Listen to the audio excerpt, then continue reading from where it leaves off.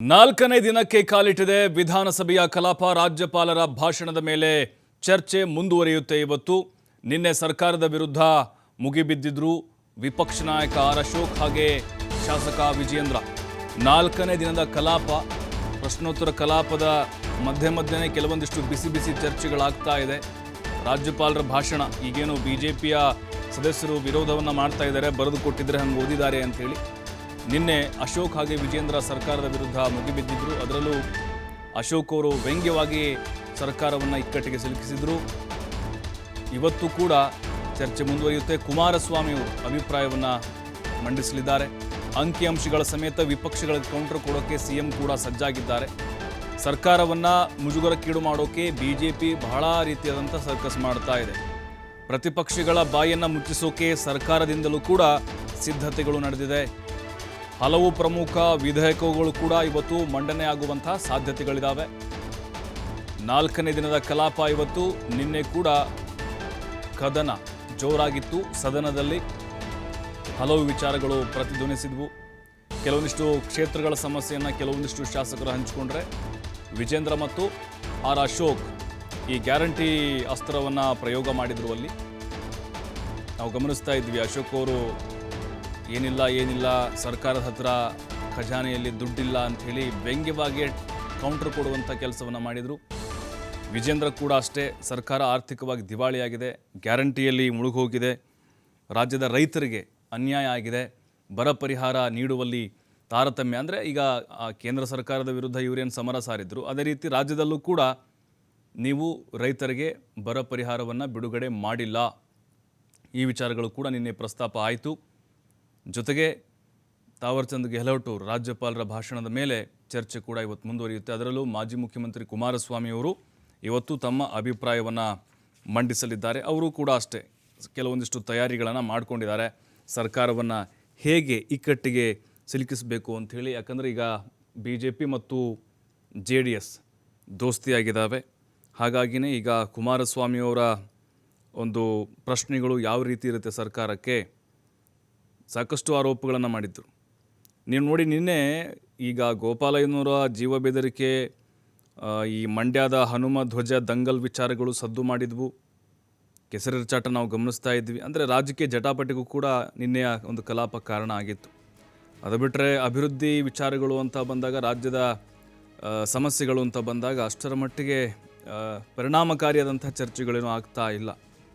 ವಿಜೇಂದ್ರ ಅವರು ಕೂಡ ರೈತರ ಸಮಸ್ಯೆಗಳನ್ನು ಪ್ರಸ್ತಾಪ ಮಾಡಿದರು, ಬರ ಪರಿಹಾರದ ವಿಚಾರ. ಮತ್ತಷ್ಟು ಮಾಹಿತಿ ಶಿವಕುಮಾರ್ ನೀಡ್ತಾರೆ. ಶಿವಕುಮಾರ್, ನಾಲ್ಕನೇ ದಿನದ ಕಲಾಪ ಇವತ್ತು ಯಾವ ರೀತಿ ರಂಗೇರಬಹುದು? ಅದರಲ್ಲೂ ಕುಮಾರಸ್ವಾಮಿಯವರ ಆ ತಯಾರಿ ಹೇಗಿದೆ ಸರ್ಕಾರವನ್ನು ಇಕ್ಕಟ್ಟಿಗೆ ಸಿಲುಕಿಸೋಕೆ, ಮತ್ತು ಸರ್ಕಾರದಿಂದ ಪ್ರತ್ಯುತ್ತರ ಕೊಡೋಕೆ ಯಾವ ರೀತಿಯಾದಂಥ ಅಂಕಿಅಂಶಗಳನ್ನು ಕಲೆ ಹಾಕಿದ್ದಾರೆ ಮುಖ್ಯಮಂತ್ರಿಗಳು ಅಂತ? ಪ್ರಭು, ಇವತ್ತು ವಿಧಾನಸಭೆ ವಿಧಾನ ಪರಿಷತ್ ಕಲಾಪಗಳು ನಾಲ್ಕನೇ ದಿನಕ್ಕೆ ಕಾಲಿಡ್ತಾ ಇದೆ. ಕಳೆದ 3 ದಿನಗಳಿಂದಲೂ ಕೂಡ ಆ ವಿಷಯವಾರು ಚರ್ಚೆಗಳು ನಡೀತಾ ಇದೆ. ರಾಜ್ಯಪಾಲರ ಭಾಷಣದ ಮೇಲೆ ಚರ್ಚೆಗಳು ಕೂಡ ಮುಂದುವರೆದಿದೆ. ಇವತ್ತು ಕೂಡ ರಾಜ್ಯಪಾಲರ ಭಾಷಣದ ಮೇಲೆ ಚರ್ಚೆಗಳು ಮುಂದುವರಿಯುತ್ತೆ. ಈಗಾಗಲೇ ನಿನ್ನೆ ಪ್ರತಿಪಕ್ಷ ನಾಯಕ ಅಶೋಕ್ ಹಾಗೆ ಬಿಜೆಪಿ ರಾಜ್ಯಾಧ್ಯಕ್ಷ ವಿಜಯೇಂದ್ರ ಸೇರಿದಂತೆ ಹಲವು ಶಾಸಕರು ರಾಜ್ಯಪಾಲರ ಭಾಷಣದ ಮೇಲೆ ಭಾಗವಹಿಸಿದ್ರು, ತಮ್ಮ ಅಭಿಪ್ರಾಯಗಳನ್ನ ವ್ಯಕ್ತಪಡಿಸಿದ್ರು. ಈ ಸಂದರ್ಭದಲ್ಲಿ ಸರ್ಕಾರದ ವಿರುದ್ಧ ಕುಟುಕುವಂತ ಒಂದು ಕೆಲಸವನ್ನ ಪ್ರತಿಪಕ್ಷ ನಾಯಕರು ಮಾಡಿದ್ರು. ಇವತ್ತು ಕೂಡ ಸರ್ಕಾರದ ವಿರುದ್ಧ ಕುಟುಕುವಂತ ಕೆಲಸ ಮುಂದುವರಿಯುತ್ತೆ. ಯಾಕಂದ್ರೆ ಮಾಜಿ ಸಿಎಂ ಕುಮಾರಸ್ವಾಮಿ ಅವರು ಇವತ್ತು ರಾಜ್ಯಪಾಲರ ಭಾಷಣದ ಮೇಲಿನ ಚರ್ಚೆಯಲ್ಲಿ ಭಾಗವಹಿಸಲಿದ್ದಾರೆ. ಈ ಸಂದರ್ಭದಲ್ಲಿ ಬಿಜೆಪಿ ನಾಯಕರಿಗಿನ್ನ ಹೆಚ್ಚಾಗಿ ಮಾಹಿತಿಗಳನ್ನ ಕ್ರೋಢೀಕರಣ ಮಾಡ್ಕೊಂಡಿದ್ದಾರೆ ಕುಮಾರಸ್ವಾಮಿ ಅವರು. ಬರ ಪರಿಹಾರ ಕೊಡುವಂತ ವಿಚಾರದಲ್ಲಿ ಸರ್ಕಾರದ ವಿಳಂಬ ಧೋರಣೆಯನ್ನ ಖಂಡಿಸಿ ಸರ್ಕಾರದ ವಿರುದ್ಧ ಇವತ್ತು ಆಕ್ರೋಶವನ್ನ ಹೊರಹಾಕುವಂತ ಸಾಧ್ಯತೆಗಳಿದೆ. ಅದರ ಜೊತೆಗೆ ಅಭಿವೃದ್ಧಿ ಶೂನ್ಯ ಆಗ್ತಾ ಇದೆ, ಶಾಸಕರಿಗೆ ಅನುದಾನ ಸಿಗ್ತಾ ಇಲ್ಲ, ಎಲ್ಲ ಶಾಸಕರಿಗೂ ಕೂಡ ಕ್ಷೇತ್ರಗಳಲ್ಲಿ ಕೆಲಸ ಮಾಡೋದಕ್ಕೆ ಆಗ್ತಾ ಇಲ್ಲ, ಜನರ ಬಳಿ ಹೋಗೋದಕ್ಕೆ ಆಗ್ತಾ ಇಲ್ಲ ಅನ್ನುವಂತ ವಿಚಾರವನ್ನ ಮುಂದಿಟ್ಕೊಂಡು ಇವತ್ತು ಸರ್ಕಾರದ ವಿರುದ್ಧ ಆಕ್ರೋಶವನ್ನ ಹೊರಹಾಕುವಂತ ಸಾಧ್ಯತೆಗಳು ಕೂಡ ಇದೆ. ಇದರ ಜೊತೆಗೆ ಸರ್ಕಾರದ ಈ ಇತ್ತೀಚಿನ ನಡೆಗಳು ಮತ್ತೆ ಧೋರಣೆಗಳ ವಿರುದ್ಧ ಕೂಡ ಕುಮಾರಸ್ವಾಮಿ ಧ್ವನಿಯನ್ನ ಎತ್ತುವಂತ ಸಾಧ್ಯತೆಗಳಿದೆ. ಮಂಡ್ಯದ ಕೆರೆಗೋಡು ಪ್ರಕರಣ ಇರಬಹುದು, ಹಾಗೆ ಆನಗಲ್ನ ಅತ್ಯಾಚಾರ ಪ್ರಕರಣ ಇರಬಹುದು. ಈ ವಿಚಾರಗಳನ್ನು ಕೂಡ ಪ್ರಸ್ತಾಪ ಮಾಡಿ ರಾಜ್ಯದಲ್ಲಿ ಕಾನೂನು ಸುವ್ಯವಸ್ಥೆ ಇಲ್ಲ ಅನ್ನುವಂತ ವಿಚಾರವನ್ನ ಮುಂದಿಟ್ಕೊಂಡು ಸರ್ಕಾರದ ವಿರುದ್ಧ ಗುಡುಗುವಂತ ಒಂದು ಸಾಧ್ಯತೆಗಳು ಕೂಡ ಇದೆ. ಇದರ ಜೊತೆಗೆ ಪ್ರತಿಪಕ್ಷ ನಾಯಕರಿಗೆ ಪ್ರತಿಪಕ್ಷಗಳ ಶಾಸಕರಿಗೆ ತಿರುಗೇಟನ್ನ ಕೊಡೋದಕ್ಕೆ ಸರ್ಕಾರ ಕೂಡ ಈಗಾಗಲೇ ಸಿದ್ಧತೆಯನ್ನ ಮಾಡ್ಕೊಂಡಿದೆ.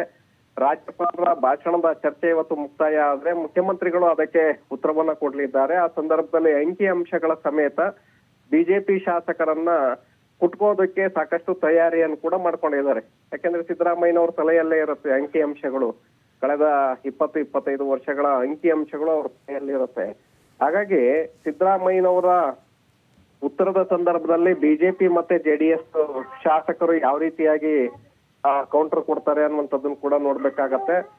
ನಂತರ ಕೇಂದ್ರ ಸರ್ಕಾರದ ವಿರುದ್ಧ ವಿಚಾರವನ್ನ ಮುಂದಿಟ್ಕೊಂಡೆ ಸಿದ್ದರಾಮಯ್ಯ ಇವತ್ತು ಉತ್ತರದ ಸಂದರ್ಭದಲ್ಲಿ ಬಿಜೆಪಿ ನಾಯಕರನ್ನ ಕಾಲೆಳೆಯುವಂತದ್ದು ಕೂಡ ಇದೆ.